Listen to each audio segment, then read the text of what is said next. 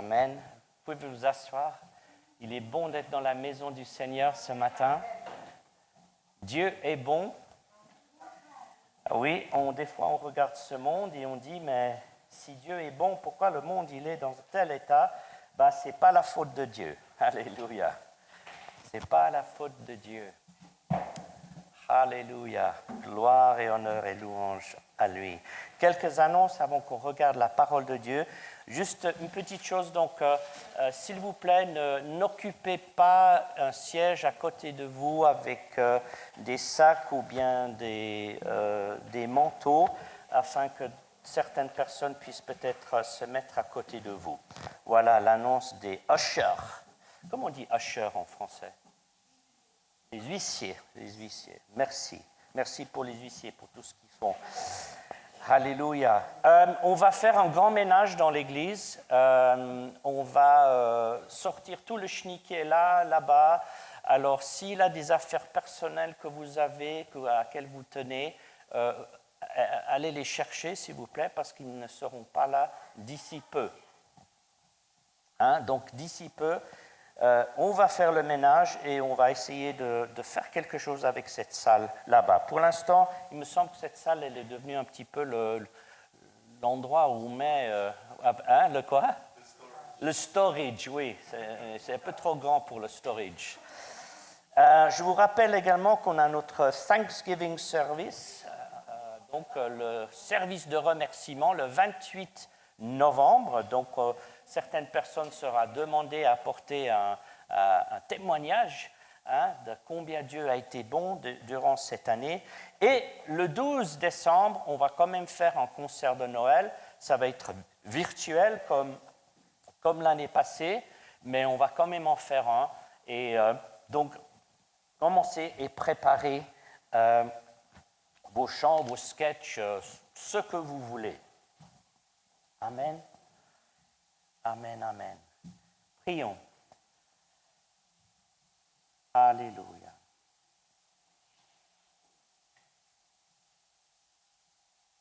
Père éternel, toi Jésus, Prince de la paix, viens maintenant Jésus avec ton Esprit Saint vivifier cette parole. Prépare nos cœurs, donne-nous des cœurs ouverts. Nous voulons entendre de toi, Seigneur. Nous ne voulons pas entendre les paroles d'hommes. On en entend assez, Seigneur. Ta voix dans nos cœurs. Donne-nous des oreilles pour entendre et des yeux pour voir ce matin. Aide-nous à entendre ce que tu veux nous dire. Merci pour ta miséricorde et ta grâce et ta puissance. Là, maintenant, ici, présent.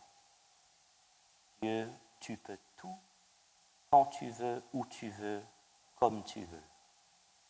Nous te donnons la liberté d'agir comme tu le veux ce matin.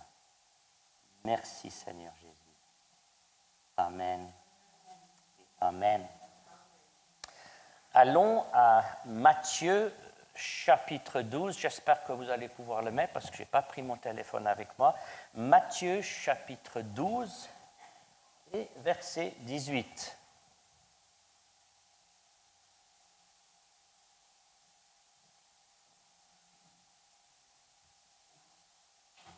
C'était un peu trop chaud. Voilà. Voici mon serviteur que j'ai choisi, mon bien-aimé en qui mon âme a pris plaisir. Je mettrai mon esprit sur lui et il annoncera la justice aux nations. Prochain verset.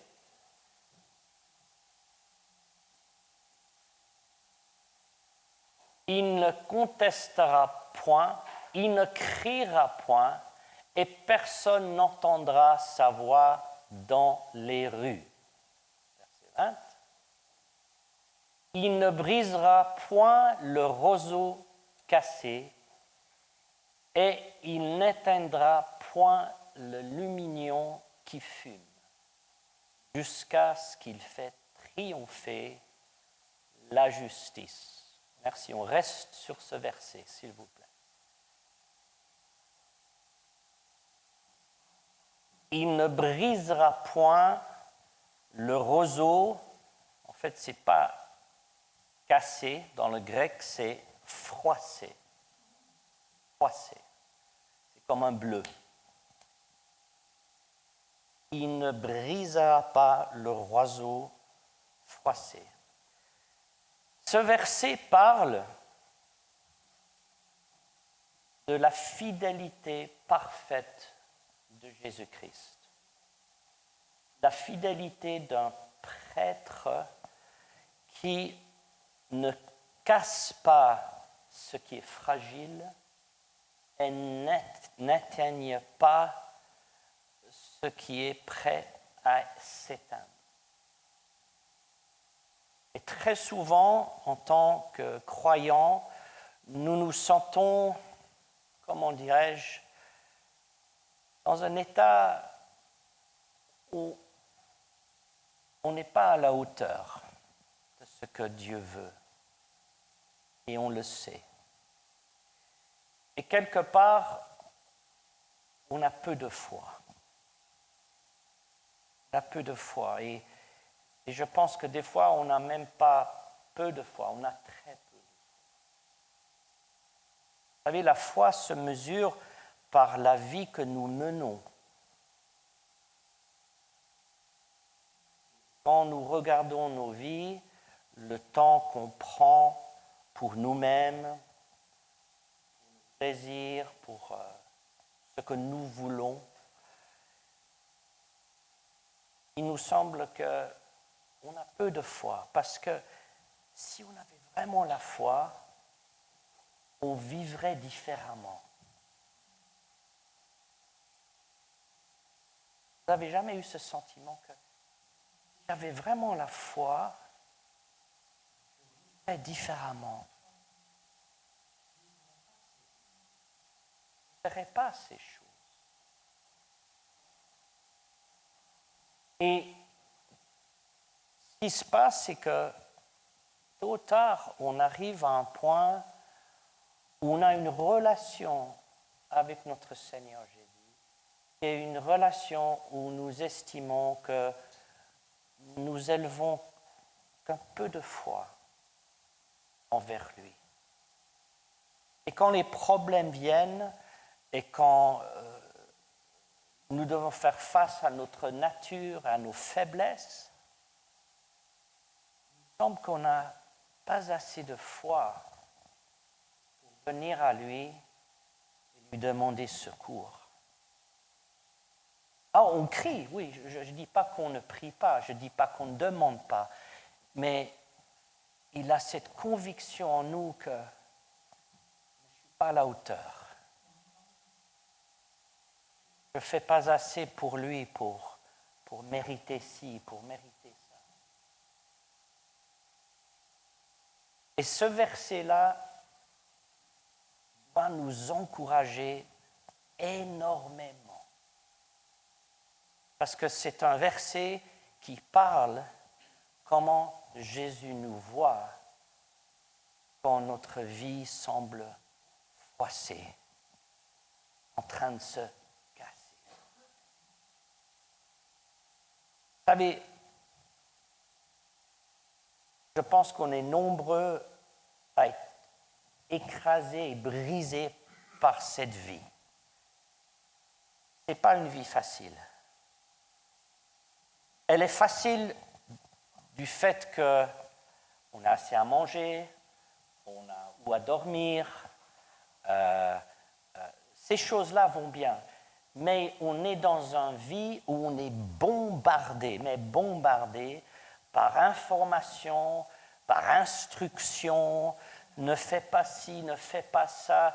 Et le travail n'est plus un plaisir, il faut produire plus. Voilà. Et ce monde est rempli rempli de stress et d'une force, si on peut dire, qui essaye de nous écraser et enlever toute la joie qu'on pourrait avoir.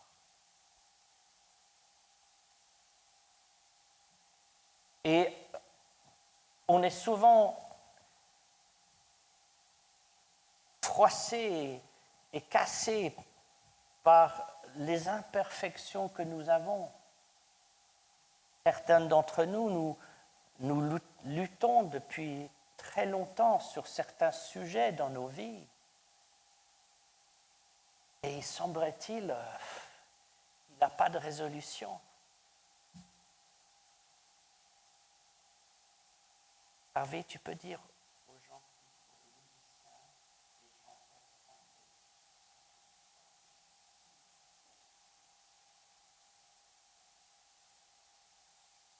Moi, je vous dis personnellement, très souvent, je me sens faible et vulnérable dans ce monde. Et je sais que Dieu est tout-puissant et on chante ces chants, n'est-ce pas? On le lit, mais néanmoins, dans notre vie courante, quelque part, on se sent que des fois, tout pourrait juste casser. On est au bout.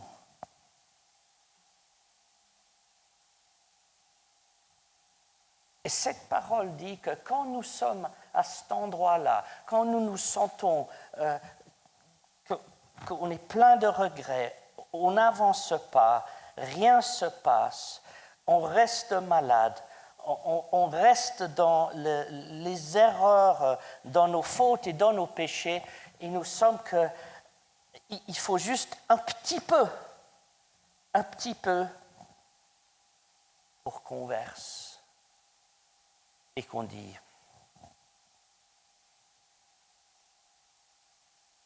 je vais arrêter. Je vais croire, oui. Je suis chrétien, oui. Mais je vais arrêter. Je vais arrêter de me battre. Je vais arrêter d'essayer. Mais ce verset dit, il ne nous brisera point. C'est-à-dire quand nous nous sentons froissés, n'est-ce pas, quand ce roseau qui est quelque chose de très fragile, Jésus-Christ nous dit clairement, il vient pour soigner. Il vient pour soigner. Il ne va pas pousser au bord du gouffre. Ce n'est pas lui qui va te pousser. Ce n'est pas lui qui va te casser, qui va te déchirer. Non. Lui, il dit, quand tu te sens comme ça, sache que je suis là pour venir.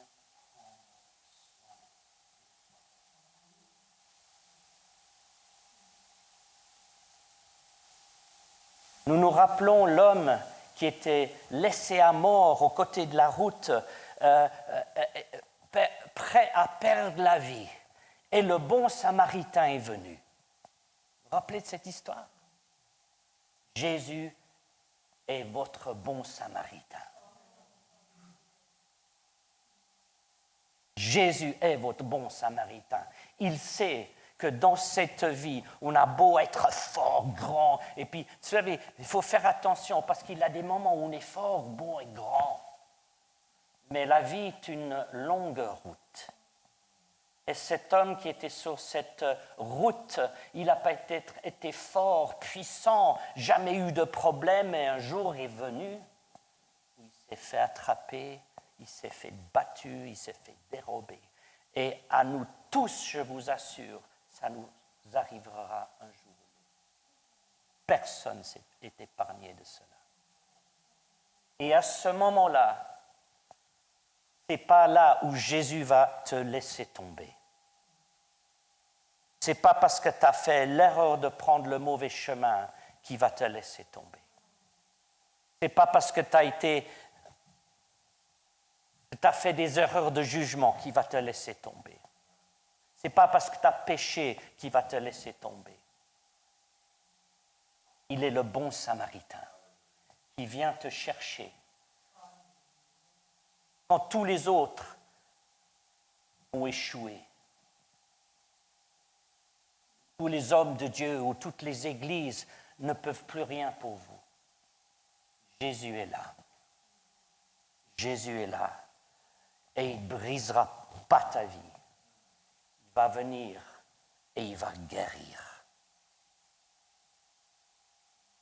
Mais ensuite, c'est marqué, il n'éteindra point le lumineux qui fume. Il n'éteindra pas le lumineux qui fume. C'est quoi? Le lumineux, c'est une mèche. Ça fait partie d'une lampe d'huile. Et une mèche qui est fumante veut dire que l'huile arrive au bout dans cette lampe. Parce qu'au fond de la lampe et de l'huile, il y a aussi des impuretés. Ça fait que, avec le lumineux aussi, et la mèche devient carbonisée. Donc c'est l'image d'une vie qui n'est pas bien vécue. Cette mèche, vous savez ce que c'est une mèche carbonisée? C'est-à-dire elle n'est pas toute claire, elle commence à avoir du noir dessus. Comme je dis, c'est des impuretés et ça fait que ce n'est pas que la lumière, il y a aussi de la fumée qui vient. Alors on a une lampe ici qui brille peu et qui donne de la fumée en même temps. Ce n'est pas une très bonne lampe. Ce n'est pas une lampe que tu voudrais avoir chez toi quand tu as besoin de lumière. Elle est petite, elle donne peu de lumière et ça pue.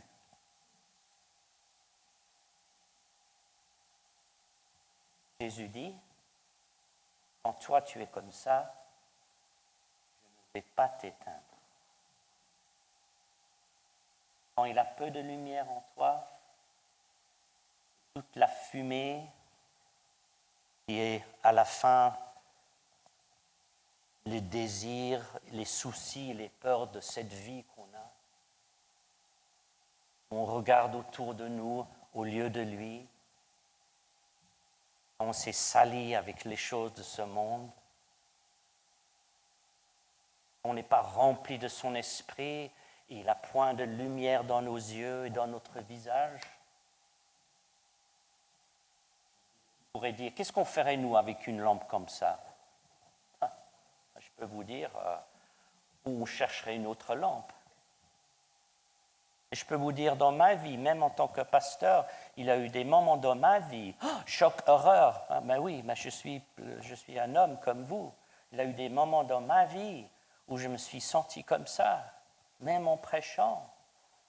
Petite lumière, plein de fumée puante qui va dans les narines de mon Seigneur.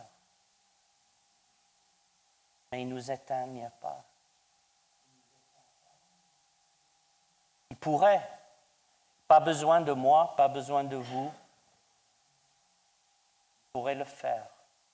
Mais l'amour de Dieu fait qu'il est fidèle. Il est fidèle. Fidèle dans les bons jours, dans les mauvais jours. Et Dieu sait, avec le Seigneur Jésus, je crois qu'on a plus de mauvais jours. Je parle de lui, hein, nous on a des belles journées. Mais Jésus, je peux dire, il a des mauvaises journées avec nous. Hein? Quand vous lisez 1 Corinthiens 13, et ça parle de l'amour, c'est un très beau chapitre. Ben, ça, c'est l'amour que Dieu a besoin d'avoir avec nous. Lisez-le. C'est comme ça que Dieu nous aime. Il souffre longuement. Et c'est ça, il ne nous éteint pas. Dieu ne veut pas éteindre. Ce qu'il, lui, il veut faire, c'est verser de l'huile et nettoyer la mèche. Il veut nettoyer nos vies. Il veut que nous ayons une nouvelle lumière en nous et qu'on brille. et pour éteindre le pouvoir de l'obscurité, plus de fumée que de lumière. Voici ce que Dieu, en Jésus-Christ, veut. Dieu veut toutes ces choses pour nous. Et je me demande très souvent, quand je me trouve dans cet état-là, bien trop souvent, pourquoi je ne viens pas à lui? Pourquoi je ne viens pas à lui afin qu'il puisse être ce bon samaritain? Pourquoi je ne viens pas à lui pour qu'il me remplisse de huile fraîche, pour qu'il nettoie cette mèche qui est ma vie? Il l'a dit aux religieux de son jour. Il a dit, pourquoi ne venez-vous pas à moi pour avoir la vie? Une question. Pourquoi vous ne venez pas? Pourquoi est-ce qu'on ne vient pas à Dieu quand on a tant besoin de lui? Pourquoi est-ce qu'on ne vient pas à Jésus-Christ quand on sait que c'est lui qui peut nous aider? C'est quand même un comble. Ça a l'air d'être totalement contradictoire. Pourtant, c'est bien Jésus qui a dit « Demandez et vous recevez ». Cherchez-moi, vous me trouverez. Tout ce que vous demanderez à mon nom, je vous le donnerai. Alors pourquoi est-ce qu'on ne vient pas à Jésus-Christ? Pourquoi est-ce qu'on ne vient pas à lui quand on a besoin? Et on sait qu'on a besoin. Mais on reste dans ce tourment, dans cette vie mondaine.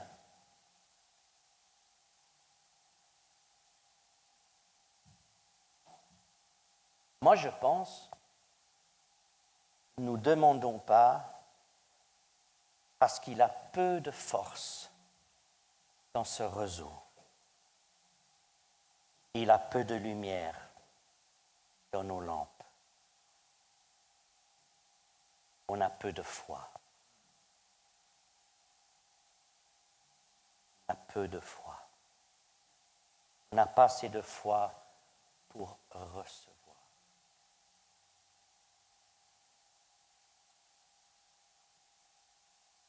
C'est un dilemme. On a le plus besoin. Il semble que c'est les moments où on a le moins de foi.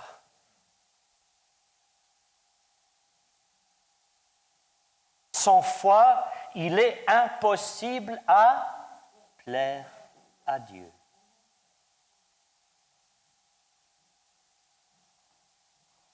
Avez-vous déjà eu un problème constant dans votre vie et vous êtes venu à Dieu, et à la fin, qu'est-ce qu'on fait? On a honte de revenir encore une fois.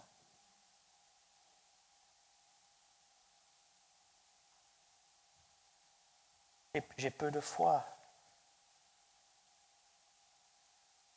Peu de foi. Ma vie n'est pas en ordre. Peu de foi. On est comme Pierre. Vous vous rappelez Pierre? Quand Jésus a fait un miracle devant lui, qu'est-ce qu'il a dit, Pierre? Éloigne-toi, ô mon Seigneur, car je suis un homme pécheur.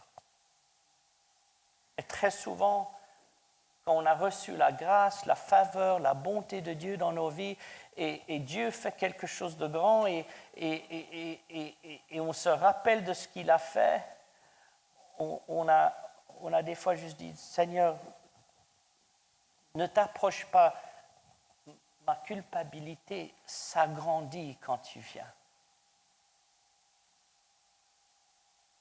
Vous savez, quand on est dans la présence de Dieu, je peux vous dire, le plus près que vous venez à Dieu, le plus conscient que vous êtes de vos manquements.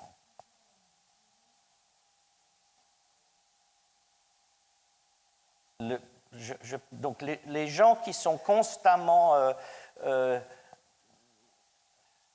contents avec leur sort, contents avec leur vie, je suis toujours un peu méfiant.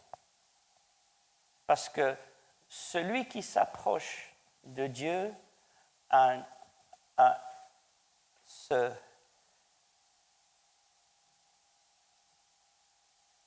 cette conscience, cette compréhension de la sainteté de Dieu. Et combien on est loin, combien on est petit, combien plus un chemin on a à prendre.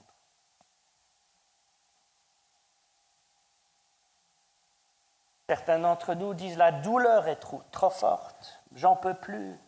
Job, vous vous rappelez?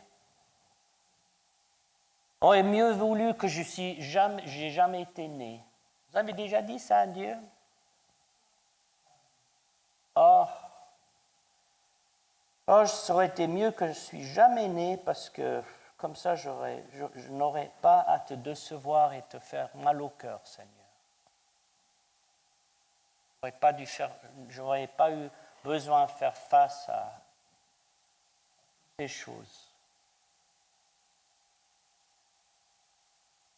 Ou comme Élie, si vous avez bien fait, vous allez peut-être venir à un endroit où on n'a pas pu faire mieux et quand même, qu'est-ce qu'il a dit? Prends ma vie, j'en peux plus. Élie, il est allé d'une foi immense sur le mont Carmel à une foi minuscule quand Jézabel lui a envoyé une petite lettre.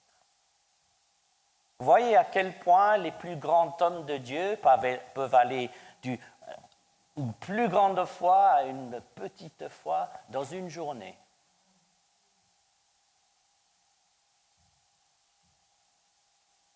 Peut-être vous êtes au bout du chemin, peut-être vous avez un cœur brisé, peut-être vous sentez que la lumière en vous s'éteigne petit à petit. J'ai très, très peu de foi. Oui, j'ai la foi, mais très peu. Il y a un peu qui me reste. Un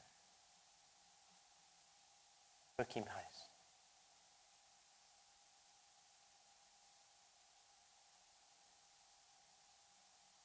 C'est là où Dieu te dira, apporte-moi ce peu de foi. C'est tout ce que j'ai besoin. Apporte-moi ce peu de foi. Tout ce que j'ai.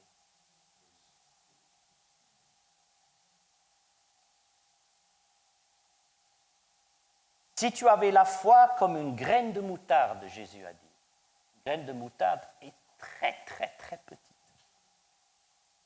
Ce n'est pas la quantité qui compte avec notre Seigneur Jésus. Il s'agit d'élever ce qu'on a à lui. D'élever le peu, le petit grain de moutarde de foi à lui.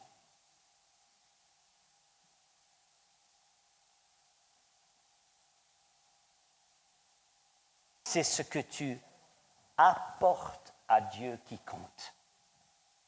Et le problème qu'on a, c'est que quand on a peu de foi, on arrête de lui donner le peu qu'on a. Et c'est là le problème. On n'ose plus croire pour certaines choses. La foi reste petite. Et Dieu dit, ce roseau froissé, c'est pas grave. Cette lampe, c'est pas grave. Donne-moi ce que tu as. Donne-moi la foi que tu as, même si c'est tout petit.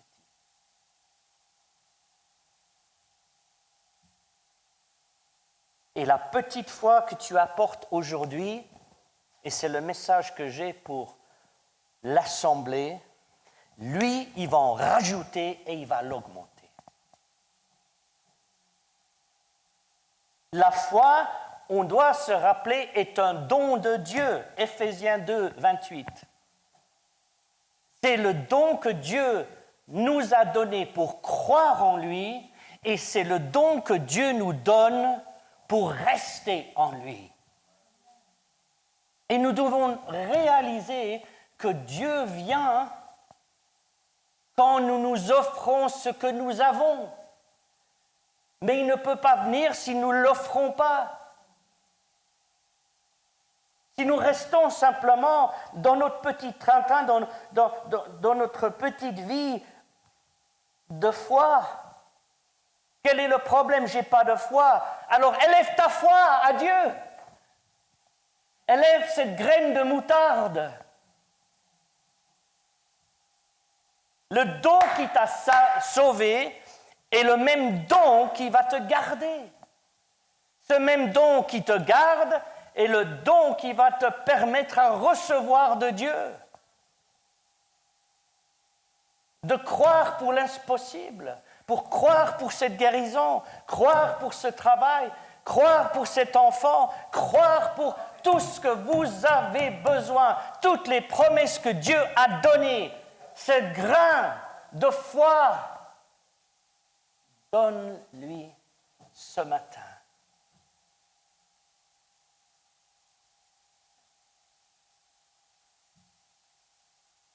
Vous savez, il a un don dans les 9 dons de l'Esprit, c'est le don de la foi. Dieu va nous donner, à nous tous ce matin, le don de la foi. Je vais devoir rendre compte de ce que je dis devant le Seigneur un jour, mais je vous dis, c'est ce que le Seigneur m'a dit de dire. Le don de foi est donné de Dieu à chacun de nous aujourd'hui pour recevoir ce que nous avons de la peine à croire. Alléluia. C'est une bonne nouvelle, si jamais. Hein?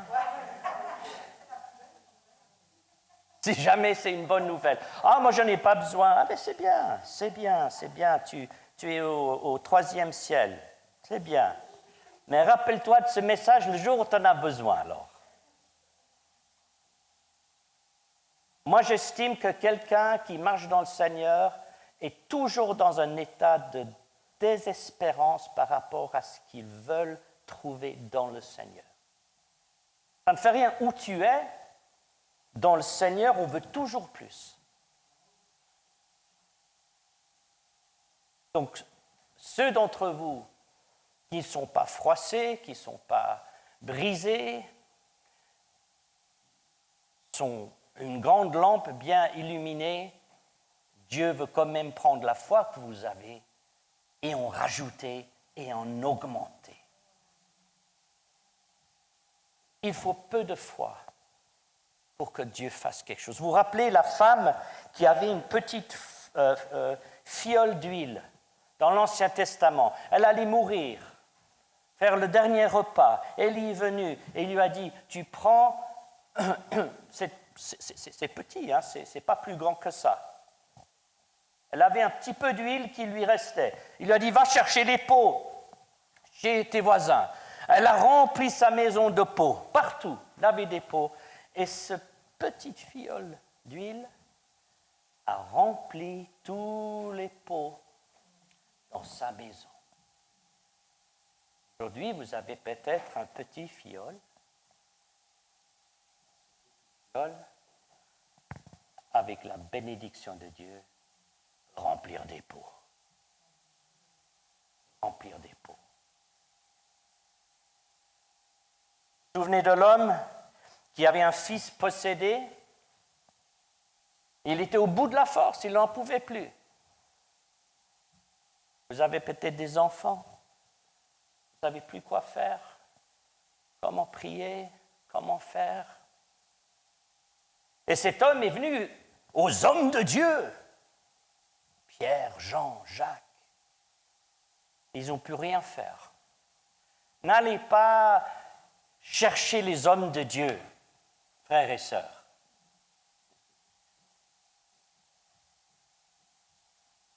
Claire, il a des gens qui ont des ministères de délivrance, de guérison, je suis d'accord, mais quelque part, il y a trop de gens qui cherchent trop des personnalités, je dirais. Ces hommes de Dieu n'ont pu rien faire pour son fils, rien du tout. Alors Jésus, il est venu et il lui a dit quoi? Crois, aie la foi. Jésus nous dit aujourd'hui, crois, aie la foi. Et puis on le regarde. Et on dit, comme lui probablement, aide mon manque de foi, aide mon incrédulité. Qu'est-ce qu'il a fait Jésus? Est-ce que Jésus a dit, ah désolé, non, ça ne marche pas, ciao, je m'en vais. Sans la foi, c'est impossible de croire, de plaire à Dieu. Cet homme avait de la foi, mais il pensait qu'il n'en avait pas assez. Et qu'est-ce que Jésus a fait? Il a répondu au peu de foi que cet homme avait. Et son fils a été guéri.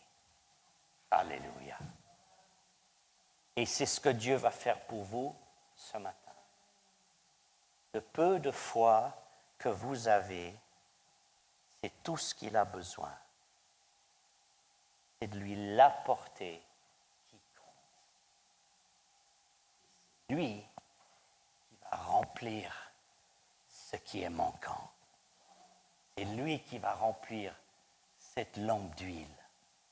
C'est lui qui va guérir ce roseau. Aujourd'hui, vous savez, quand on élève cette graine de foi, c'est une foi suffisante pour recevoir. Il ne va pas briser ton cœur ce matin, il ne va pas t'éteindre, il va te remplir. Il va guérir et il va remplir aujourd'hui. On va être restauré et renforcé. Corps, âme et esprit, je suis convaincu. Parce que nous avons besoin. N'est-ce pas? Est-ce que vous n'avez pas besoin de plus? Est-ce que vous pensez que vous avez assez? Vous pensez que vous avez assez d'huile dans votre lampe? Est-ce que vous pensez que vous êtes assez fort? Par rapport à ce que tu veux, est-ce que tu as atteint ce que tu veux être dans le Seigneur? Non. Personne d'entre nous. Mais Dieu veut nous élever à ce que nous désirons. Dieu veut répondre à ce que nous lui avions demandé. Dieu veut répondre. Dieu veut guérir ce matin. Je suis sûr et certain. Et le Seigneur m'a donné une instruction, et à chacun de vous de le recevoir ou pas, de oindre chacun d'huile. Une huile, comme vous le savez, dans les Écritures, représente deux choses. Guérison et l'onction de l'Esprit Saint. Et avec cela, Dieu va augmenter notre foi pour devenir et recevoir bien plus. Amen.